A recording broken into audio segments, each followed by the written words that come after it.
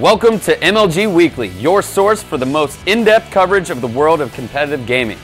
This week, we'll take a look back at our killer event in Columbus, where we saw Instinct take out Straight Rippin' in the Halo Reach Finals, Optic Gaming making a great comeback in Call of Duty, and MMA taking home the crown in StarCraft 2.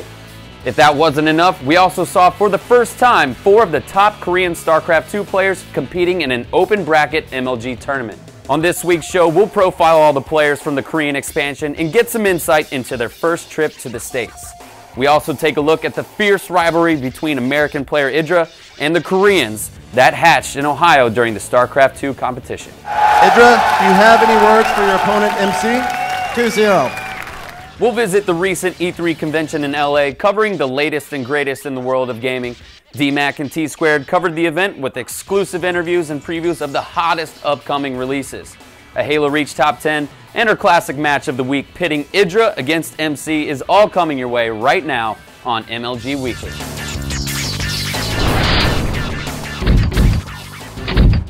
Major League Gaming rolled into Columbus for another weekend of competition in its quest for this year's national champions.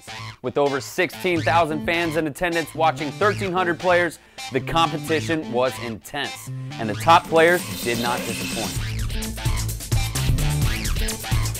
In our Halo Reach competition, defending Dallas champions Status Quo had a rough weekend, coming in a disappointing 7th place. Got 2 players in there on the the headshot from Snipe down for 48, the 49, can he finish it? This opened up the door for tournament favorite Instinct, who dominated the entire field and racked up an incredible 21-1 record, sweeping the finals over losers bracket champs Straight Rippin'. Here he brings it up. Is anyone from Straight Rippin' in position to stop him? They will not. Ogre 2 is here, and there goes Instinct takes home Columbus. We came out here and almost didn't drop a single game. Most of our games were complete blowouts. We'll see if people can catch up by the next event. In the Call of Duty bracket, Optic Gaming was able to make an impressive losers bracket run to make it to the finals, where they crushed a young and inexperienced Team Force 6-0. Feels great, you know, we worked really hard and we finally got Ramo back, so yeah, it's a great feeling. And finally, in our StarCraft 2 tournament, the Koreans managed a clean sweep of the top 3 positions. MMA rolled through the tournament, not dropping a single series on his way to victory. He defeated Lucira 4-1 in a final that featured some of the best StarCraft 2 play we've ever seen. In shambles. And the Bailey's coming in to the Siege Tanks, trying to get to the Marines, but get destroyed. Beautiful Siege Tank placement. And suddenly, at the drop of a hat, GG. And we now have our MLG Columbus 2011 champions.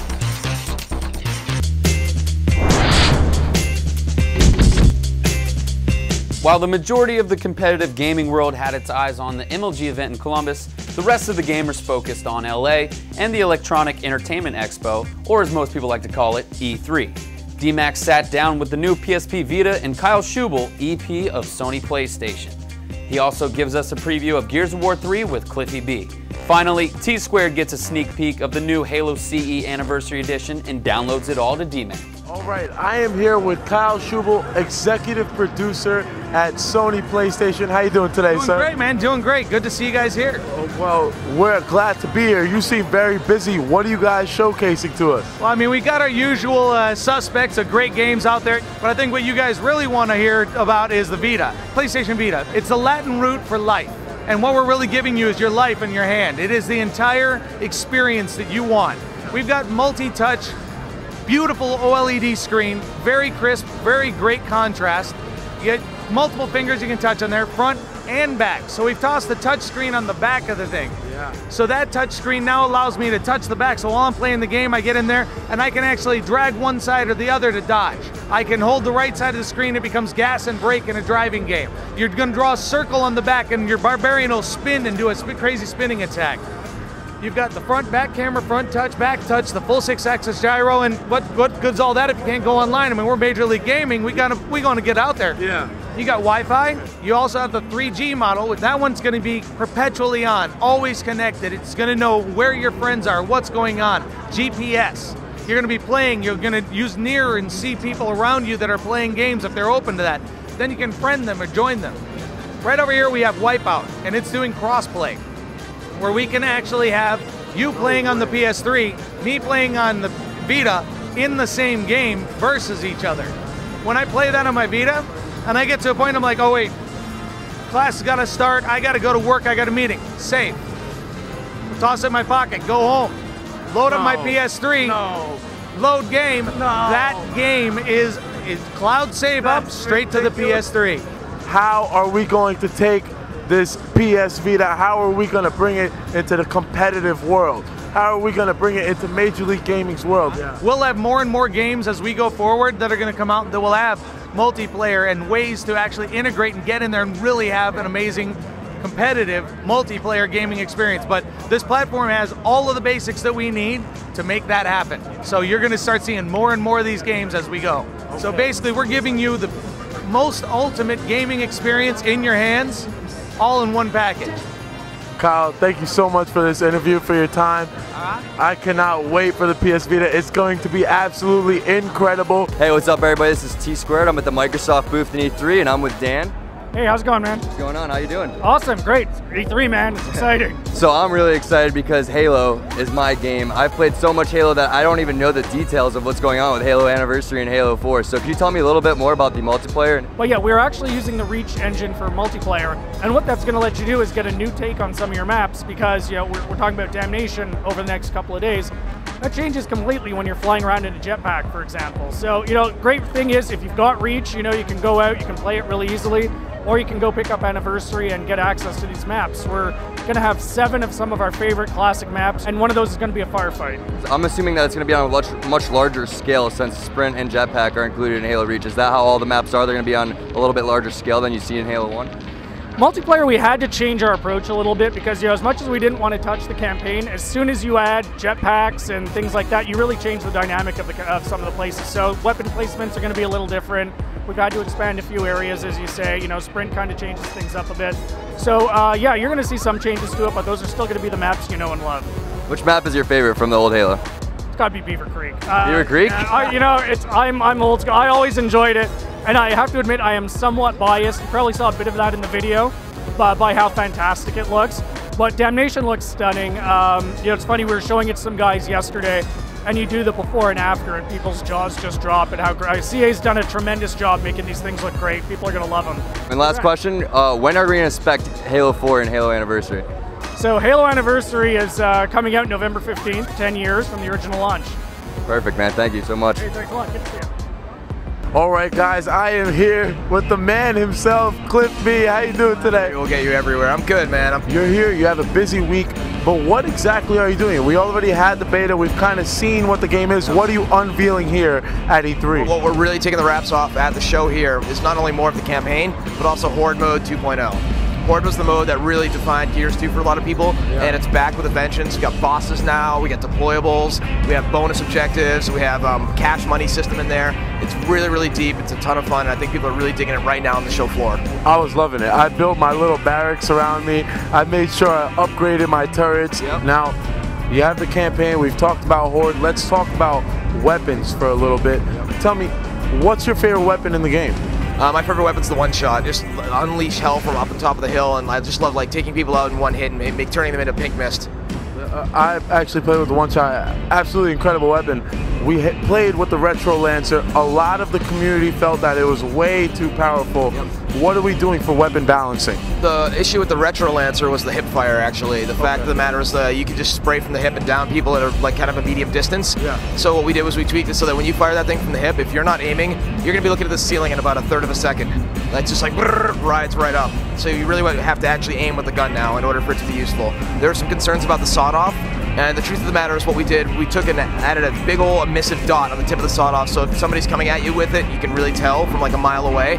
The other thing is that we didn't change a lot of it, to be honest, because when we looked at the stats, we found that the Gnasher was still outweighing the sawed-off by a ratio of more than 4-to-1 in regards to kills. So it's really largely a perception issue with that weapon. Dude, thank you so much for your time for the interview. I know you're a very busy man. We're big fans at Major League Gaming, so... I hope the game gets picked up in the circuit. It probably will.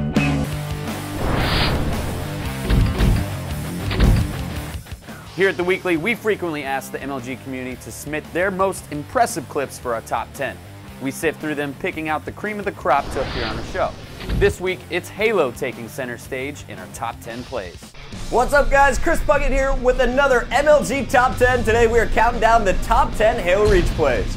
Let's get it started right now at number 10 with Beginner here on Sanctuary, going up against two opponents. What do? Pull out the sniper and blade them both! One shot, double kill, taking out both players with a single headshot. At number 9, we got Sky Gator Boy going up against MLG Pros. There you saw Lunchbox. His twin brother Roy takes him into the face, and Pistola, I don't think so, triple kill for Sky Gator Boy. At number 8, we got Fado himself back in another top 10. I feel like he is always in our top 10s. I love this kid. Check him out using DMR to get the double. Then he goes to work with the rockets. The long ranger connects on the spawner for the kill tag. Check it out one more time. Moving on to number 7, we got Cold Kill on Sanctuary. He's got the evade, coming up behind the sniper, takes him out, grabs his rifle after picking up the double, the triple, and looking up top, getting knocked out of scope, connects for the overkill. At number 6, we got Ghost Sniper here on Countdown with the best start to a game. Check out the red team in this play. Ghost Sniper sprinting for those rockets and puts them to use. One shot, taking down the opposing team with the overkill. At number 5, we got LSB Proxy here on Zealot, going to work with the DMR, pulls out the grenade launcher for the body shot. That's a double kill. Grabbing the sniper, power weapons galore. There's the triple, through the crack, connects while in the air for the overkill, and he's not done yet. Another crack shot. There's LSB Proxy with the kill tag. At number 4, we got Sketchy SO9 back on Sanctuary. Check out the score. It was 49-46, and Sketchy takes this game over. There's the double, the triple, 49-49, connects with the overkill headshot to win the game. At number 3, we got J-Max Z back on Zealot. He's got the sniper, and this kid's on a pogo stick. Check out the sniping, stopping the flag inches short of being scored, single-handedly taking out the blue team and saving the flag. At number 2, we got Shulatek on Zealot, going up the sneaky jump, stops the flag inches short, and then while pulling the opposing flag, pulls out the grenade launcher, hits the double kill. He's not done yet, single-handedly protecting this flag, takes out the entire red team, picks up the overkill, and helps his team score flag number 2. At number 1, we got Frey Darko with one of the most impressive DMR plays I've seen in Halo Reach so far. Here he is taking out the entire red team, not once but twice. There's the triple, picks up the overkill, perfect grenade off the ramp for the kill tag. Nice health pack, buddy. I don't think so. Killtrocity, not done yet. He sees number 7 in front. There's his Kilimanjaro, and there it is. Number 8 just run away, son. Darko embarrassing the red team with 8 straight kills and the Killtastrophe. That's going to do it for this top 10. Make sure to check out MajorLeagueGaming.com for more awesome Halo Reach action. The MLG event in Dallas had several international players that did very well in the tournament, including a win from Naniwa in StarCraft 2. So it's no surprise that more international players want to get in on the action. With the partnership with GSL, Major League Gaming was able to bring 4 of the top Korean players to compete at the Columbus event in StarCraft 2. MMA, Lucira, MC, and Moon took the tournament by storm. Check out these profiles on 4 players we will be hearing a lot from in the months to come.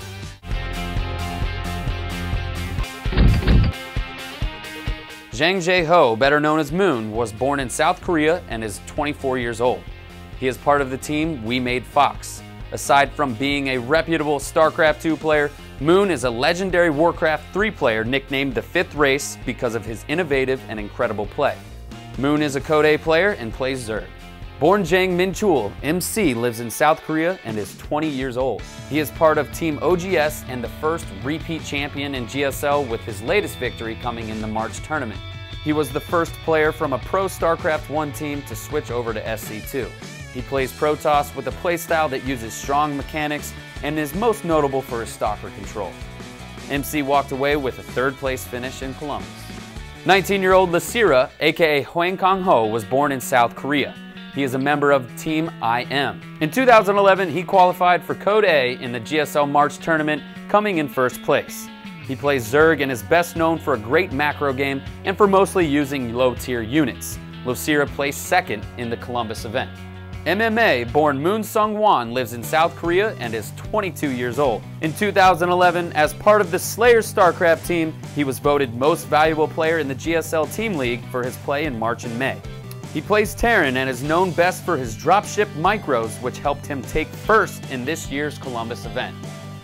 But if 3 of the 4 Koreans placing in the top 3 wasn't enough, a new rivalry was sparked between Idra and the Koreans that began in the very first match of the tournament. Welcome back to the 2011 MLG Pro Circuit here in Columbus, Ohio. This is the StarCraft 2 Red Stream, and we are about to dude, it's Idra versus MC. It's the first game. Idra has a remarkable history as an extremely successful circuit player, bouncing around in the #1 in the world rating. You see that MC is a 2-time GSL champion.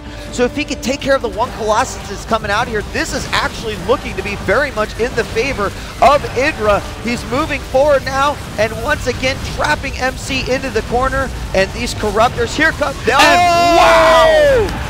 The Kraken takes the win. Unbelievable. And look at Idra, he doesn't even care. We're seeing units burrowing underneath all of those force fields. MC trying to use blink control, trying to use those Immortals to get in a good position. The Immortals get taken out. Idra sprinting forward. An insane, aggressive game, but Idra appears to be coming up on top, and there's the good game. Oh my gosh. Wow. The first 2 games the at Immortals. MLG Columbus. When I played Idra, I wasn't in my best condition, and now that, and if I'm in the normal condition, I would never lose to Idra. MC going out into the audience, high fives all around. That's MC for you. You got to give it up for the Kratos Protoss, flying over here on 20 minutes notice and playing in the MLG. Unbelievable. Awesome, man. So awesome. That's MC for you. One of the most confident players in the world. Go. I'm not sure he's taking out the Oh! Oh! Oh no! Oh my goodness, MMA! Oh! Marcus, that is also not a good use of a 3rd command center. No, it is not. But the Mutalisk count is just a little bit too high. Idra now streaming forward with Zerglings, Mutas, everything is overrunning this force by MMA. Wait, what? What?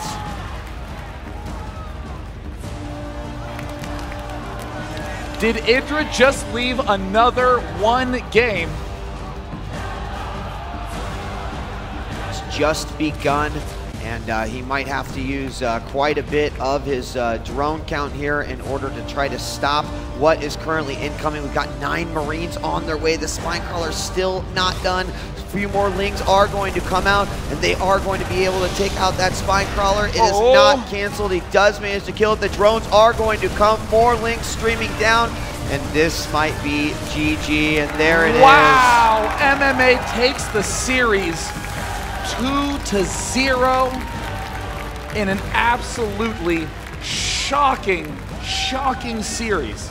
MMA can hardly believe it himself, chugging a little bit of that energy drink in celebration. And he just Hadoukened him. This new rivalry climaxed when Idra and MC met up again prior to the losers bracket finals. With a great run through the late stages of the bracket, MC would come toe-to-toe again with the Kraken. In this rematch, after tying the series at 2 apiece, MC went on to take the following 2 games and close out the comeback with a stunning 4-2 victory. Here at MLG Weekly, we like to bring you the best coverage and analysis in the world of competitive gaming. Part of that is bringing you classic matchups from your favorite pros. This week's match is an instant classic between Idra and MC, highlighting this new rivalry. But of course, the match that everyone has on their minds is the one right in front of us. Idra 2-0'd MC right out the gate, but MC worked his way through the lower bracket, and they're rematching once again. MC has to win 4 games. Yeah. Idra, do you have any words for your opponent, MC? 2-0. 2-0 is your dream. Ripping apart these roaches. A second Void Ray about to pop. OGS MC effortlessly going to deflect this push. Good game! OGS MC takes game 1. Idra in a lot of trouble. Now, is he going to he's not going to cancel the hatchery. And GG! MC caught him with that triple pylon wall. I mean, he could have tried to play that out. He could have tried to fight it out, but I don't know, dude. Like, that's a real rough way to go down 0-2. The Void Ray target firing the Roaches. Idra losing all his Zerglings, but 22 more, and another good game! Idra refusing to play a straight-up match. Oh! OGS MC saying, are you angry? Why would I be angry? Oh, a remarkable level of cool. Zerg isn't supposed to beat Protoss. Idra loses his complete ground army, 26 Hydras in production. 26 Hydras on the way. There is still an Overseer in the middle. A lot of DTs on the map. And we still have the one DT in the north base doing a lot of damage. He's going to come. Oh, the Overseer does go down. That's really, really bad timing for Idra. There it is. GG. OGS MC does the unthinkable, defeating Idra 4-0 in the rematch. I don't know why Idra 3 Orient. He micro game good, I think so, but he 3 game Orients me easy win.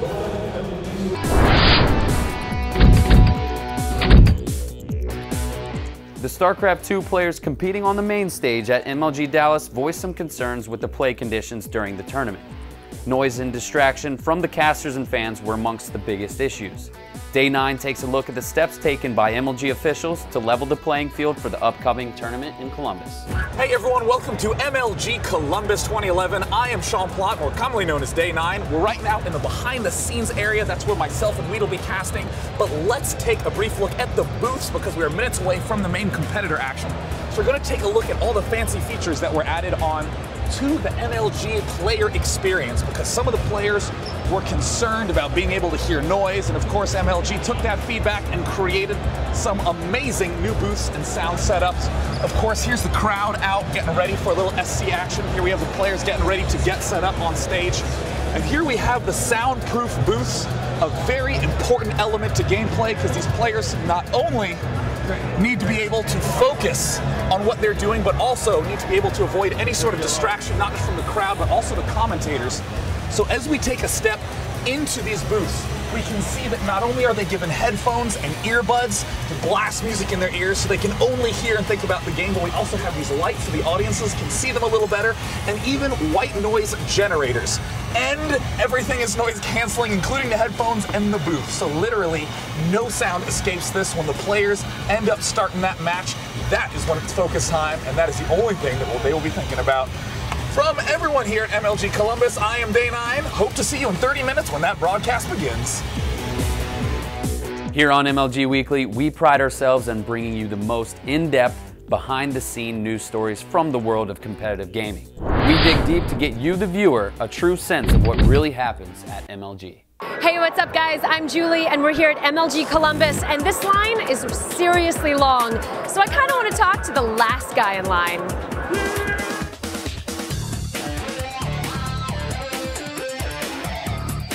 Woo! Woo! I like this, I'm taking it. I'll give it back to you in a minute.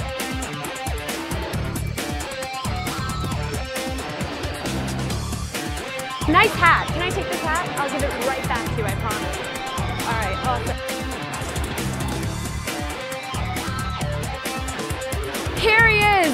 This is the guy I have waited, and you are the one I have came all this way to look for. You are the last guy online. Put it here. How are you? What's your name? My name's Aaron. How does it feel to be the last guy on the line here at MLG Columbus? Well, it feels just amazing. Really? Yeah, just to know that I'm here right now in Columbus to play some MLG Halo Reach. It feels great. After a 15-hour drive, like 2-hour lines can be awesome. 15-hour drive. Where are you coming from? Minnesota. Wow, you came all the way for MLG Columbus. Yes, we did. Is this your first event? Yes, it is. What are you expecting from your first MLG event? A lot of screaming from this kid and probably knocked out first round. That's going to do it for this episode of MLG Weekly. See you next time when we'll bring you the latest news and in-depth coverage in the world of competitive gaming.